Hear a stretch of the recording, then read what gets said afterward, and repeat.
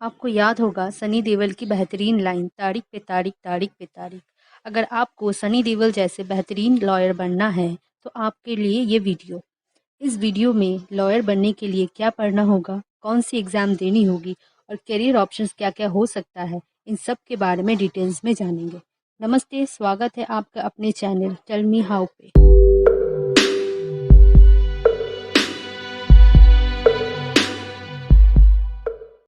Legal profession में आना कोई आसान काम नहीं है। एक सक्सेसफुल लॉयर बनने के लिए आपको कड़ी मेहनत करनी होगी डेडिकेशन के साथ, और इसीलिए आपको खुद डिसीजन लेना है कि क्या आप इस प्रोफेशन में आना चाहते हैं, और अगर आपको लगे कि आप इस प्रोफेशन के लिए सूटेबल हैं तभी आप आगे बढ़ें।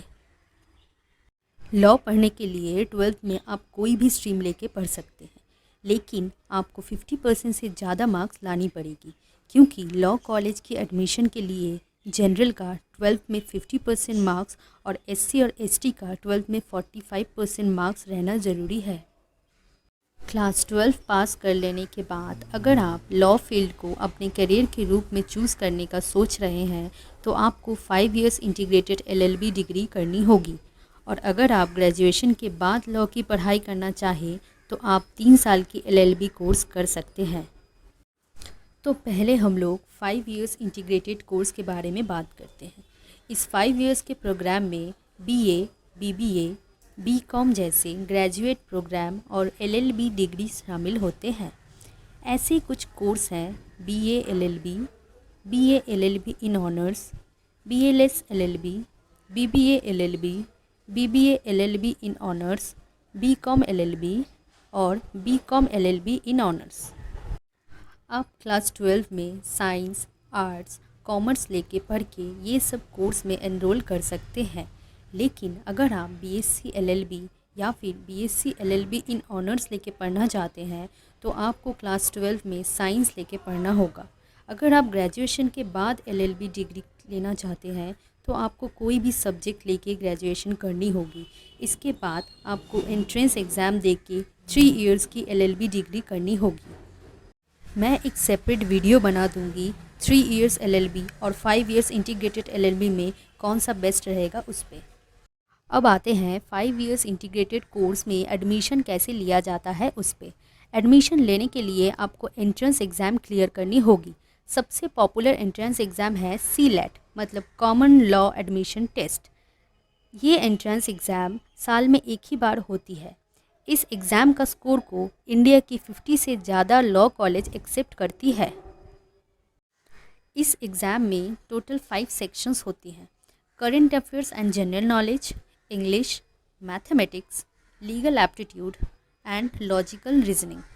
इस एग्ज़ाम में टोटल 150 क्वेश्चंस रहते हैं और 120 मिनट्स के एग्ज़ाम होता है।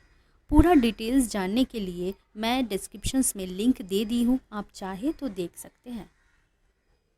और भी अलग अलग लॉ एंट्रेंसेस होती है अलग अलग यूनिवर्सिटीज़ के लिए, जैसे all India law entrance test, Symbiosis law admission test, Maharashtra common law test and law school admission test.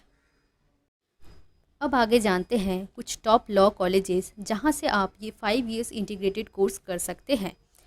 First आते हैं national law school of India university Bengaluru, faculty law of university of Delhi, national law of university of Delhi, NALSAR university of law Hyderabad, Symbiosis law school Pune, Gujarat national law university. ये थी India की कुछ top colleges. अब देखते हैं बाहर की कुछ कॉलेजेस जहां से आप ये डिग्री ले सकते हैं।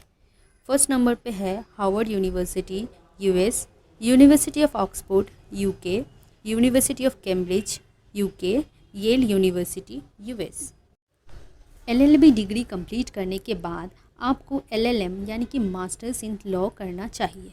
एलएलबी और एलएलएम करने के बाद ही आप एडवोकेट बनने के लिए एलिजिबल हो सकते हैं।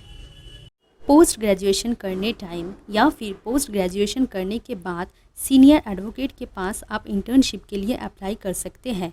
ये इंटर्नशिप 1 महीने का होता है। इस दौरान आपको रियल कोर्ट में कैसे केस लड़ा जाता है इस बारे में आपको नॉलेज दिया जाता है। अगर आप इंडिया में प्रैक्टिस करना चाहते हैं तो आपको एडवोकेट बनना होगा, और इसके लिए स्टेट बार काउंसिल में एडवोकेट के रूप में एनरोल करना होगा और ऑल इंडिया बार एग्जामिनेशन यानी कि AIBE एग्ज़ाम भी क्लियर करना होगा आपको, और उसके बाद ही आपको सर्टिफिकेट ऑफ प्रैक्टिस मिलेगी और तभी आप कोर्ट में प्रैक्टिस करने के लिए एलिजिबल हो पाएंगे। अब हम लोग जानते हैं लॉ करने के बाद आपके पास क्या क्या करियर ऑप्शंस हो सकते हैं। दोस्तों, सबसे पहले और सबसे पॉपुलर जो करियर ऑप्शंस है वो है हाई कोर्ट का जज बनना, और उसके लिए आपको इंडियन सिटीज़न बनना पड़ेगा और किसी भी कोर्ट में 10 साल का प्रैक्टिस एक्सपीरियंस रहना होगा, और उसके बाद आपको एक एग्ज़ाम देना होगा जिसका नाम है हायर जुडिशियल सर्विस। ये एग्ज़ाम आपको क्लियर करना होगा, तभी आप हाई कोर्ट के जज बन सकते हैं। अब दूसरा ऑप्शन है, आप गवर्नमेंट एडवोकेट भी बन सकते हैं। हर गवर्नमेंट डिपार्टमेंट के अपने एडवोकेट होते हैं, उनकी सैलरी भी बहुत हाई होती है और काम भी बहुत फिक्स्ड होते हैं। अब हमारा तीसरा ऑप्शन है legal department of private company. Her private company की अपनी लीगल डिपार्टमेंट होती है और उसमें बहुत हाई पैकेज पर एडवोकेट को हायर किया जाता है। अब हमारा फोर्थ ऑप्शन है लीगल फर्म्स और बैंक्स का। दोस्तों, लीगल फर्म्स और बैंक्स में भी लॉयर्स की बहुत डिमांड होती है। हर बैंक के अपने एक एडवोकेट होते हैं जो उससे बैंक रिलेटेड अफेयर्स को मैनेज करते हैं, जैसे कि चेक बाउंस हो जाना या फिर लोन से रिलेटेड मैटर वो एडवोकेट मैनेज करते हैं। इसके अलावा और भी ऑप्शंस हैं, जैसे आप पॉलिटिशियन भी बन सकते हैं या फिर सिविल सर्विसेज में भी जा सकते हैं लॉ करने के बाद। एक लॉयर की एवरेज सैलरी की बात करें तो 7 लाख पर ईयर सैलरी होती है। तो ये थी हमारी लॉयर बनने की पूरी जानकारी। आपको ये वीडियो कैसी लगी आप कमेंट में बता सकते हैं, और आपको इन फ्यूचर किस रिलेटेड इन्फॉर्मेशन चाहिए ये भी बता सकते हैं। अगर आप नए हैं इस चैनल में तो सब्सक्राइब करना ना भूलिए। Thank you.